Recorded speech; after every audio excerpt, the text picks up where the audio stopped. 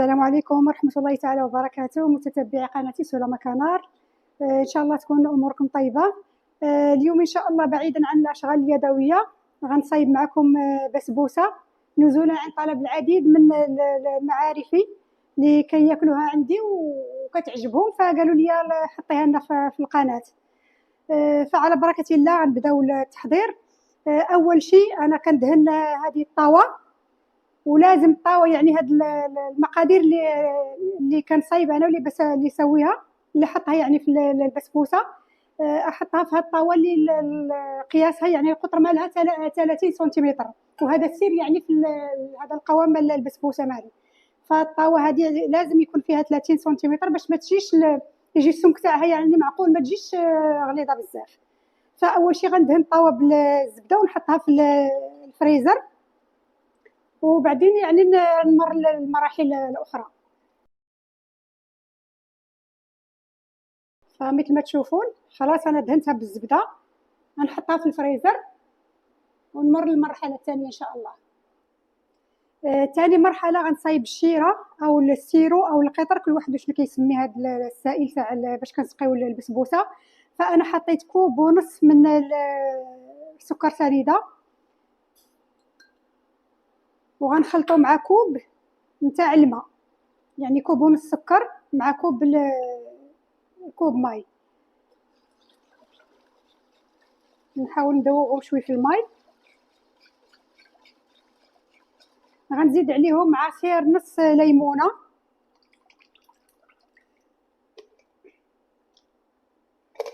ونخلط الكل.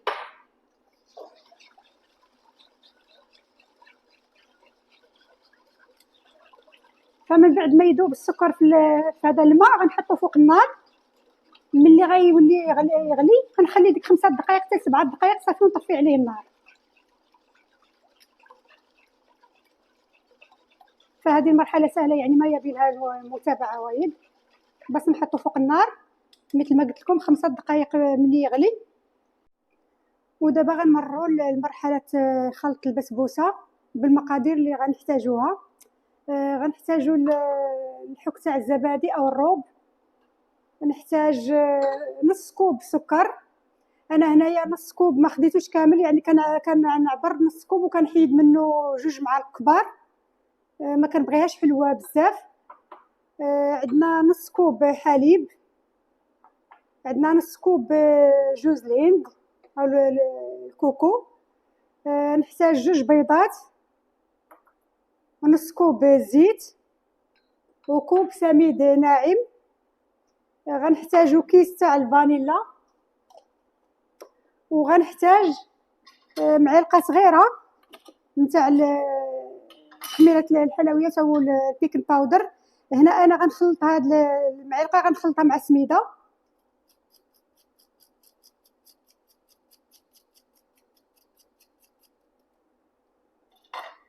غنخلطها معاها مره واحده ونستعملها. ودابا ندوزو لمرحله الخلط.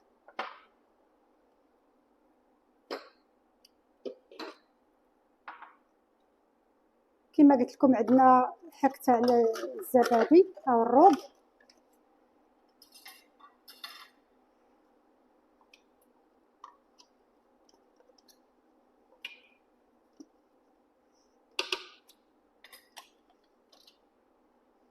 عندنا نص كوب نتاع السكر، نص كوب حليب، عندنا نص كوب الزيت،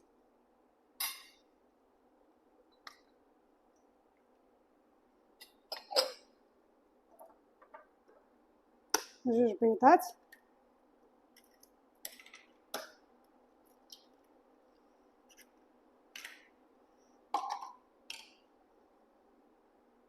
واحد الساشي نتاع الفاني،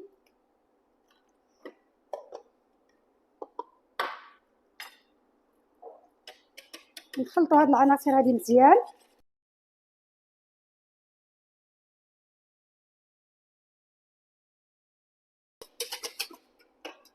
من بعد غنضيفوا نص كوب نتاع الكوكونات ونضيفو السميد اخر شيء.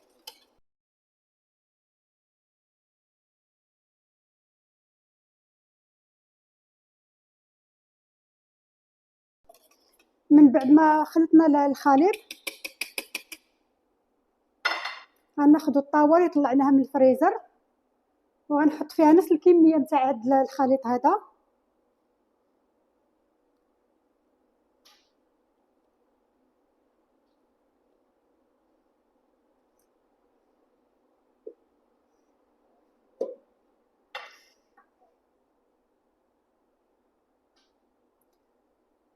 وندخلها الفرن غير اول شيء غنشغلو بس من تحت لين تستوي من تحت وبعدين نطلعها. بالنسبه للكريمه نحتاجو كوب حليب، غنحتاج ملعقه كبيره سكر ناعم، ونحتاج 2 ملاعق كبار نشا، غنحتاجو علبه صغيره من الكريمه، و3 قطع من هذا الجبن.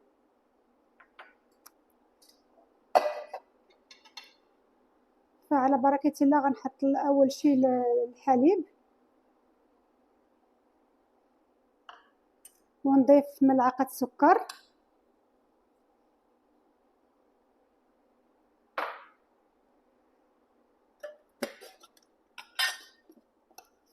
ونضيف ملعقتين كبار من النشا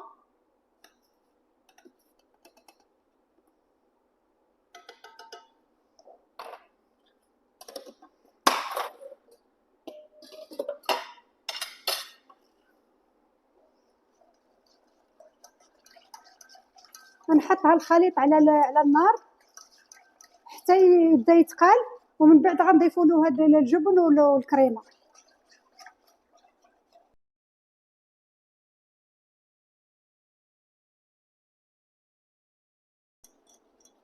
صافي ملي بدا الخليط كيتقال غنزيدوا هذه الجبن والكريمه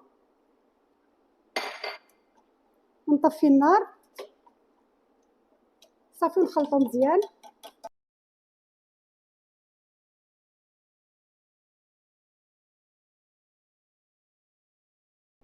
بعد ما طلعنا هذه البسبوسه من الفران كيف ما كتشوفوا كتبدا بس تحمر من الجناب صافي كنطلعوها من الفران.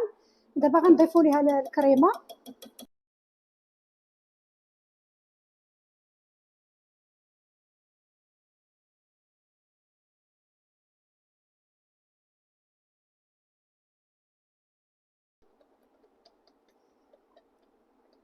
صافي. غنخليو هاد الكريمه هذه تتبرد شويه وتشد راسها ونزيدوا لها الخليط يعني نص الخليط اللي باقي.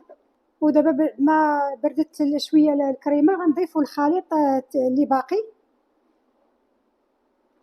غير هو كما كتلاحظوا بطبيعه الحال السميده ملي كتبقى كتشرب فهنا ولات ثقيله، انا غنزيد لها شويه الحليب باش يخفف شويه.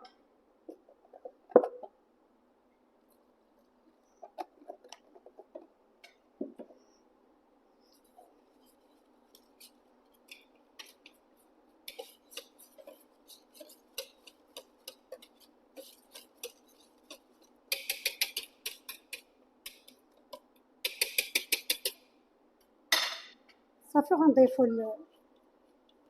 الطاوه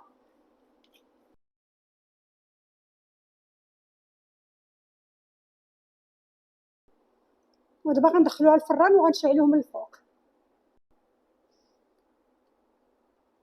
دابا صافي بعد ما طابت حتى من الفوق دابا غنسقيها بهاد السيرو هذا او بالشيره.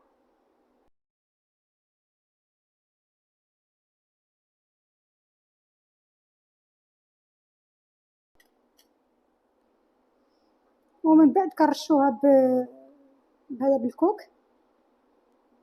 كنخليوها يعني تتشرب شويه داك السيرو باش ما يفزكش هذاك الكوك في السيرو، كيبقى غير شويه على سطح البسبوسه وكنبداو نرشو في الكوك.